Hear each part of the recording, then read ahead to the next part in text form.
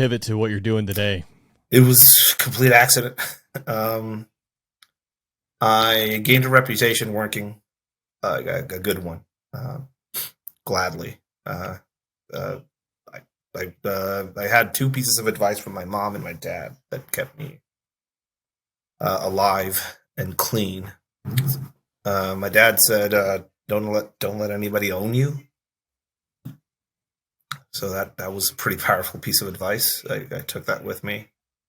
And my mom said, "Nobody's against you; they're for themselves."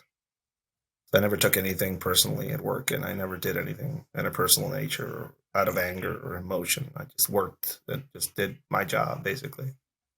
That kept me alive, got me a good reputation with the people that I used to work with.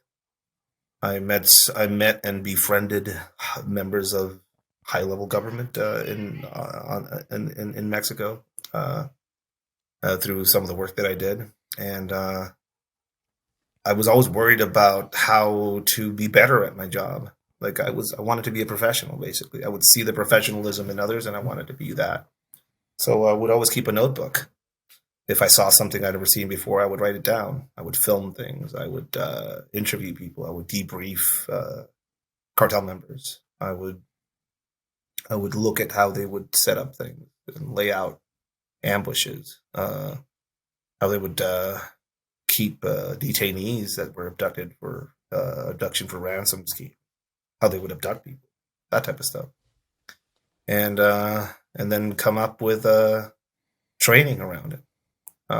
Specifically for our guys, and then slowly but surely some of them would talk or speak about it, or somebody would see it, and it went from training internally to training people from some very influential families in Mexico that wanted to feel safer, some private entities, and then seeing some American contractors and American government personnel witness some of that training, and as soon as I made the leap across the border and started going through my immigration process and becoming a permanent resident of this beautiful country that is the United States, and realizing that the American dream is still alive, at least for people like me, they saw me and said, "Hey, Ed, what are you doing up here?" I'm trying to figure out my life now, on this side.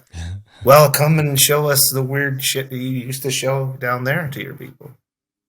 So a few companies opened up their doors, including a company called Triple Lock Design out of San Francisco for the start of my career. Basically, hey, you do the classes you used to do down there, can you do them up here? I said, I don't know if I can. And I do classes almost every weekend. They're all sold out across the country for the past 6-7 years now. Gladly. Yeah, it's funny. Yeah, you're in my hometown. I know I messaged you on Instagram. I think right before your last account disappeared.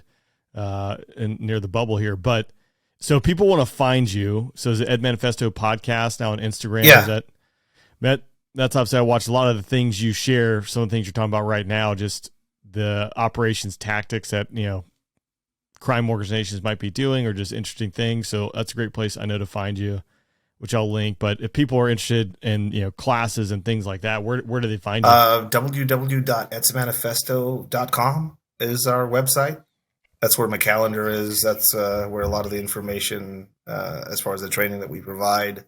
We do consulting. We've worked on a few Hollywood productions as well. We do a lot. There's a few charities that we do as well, work with, as far as making things better for some people down in Mexico. So if people want to find out more about our work and the things we're doing, definitely check us out there.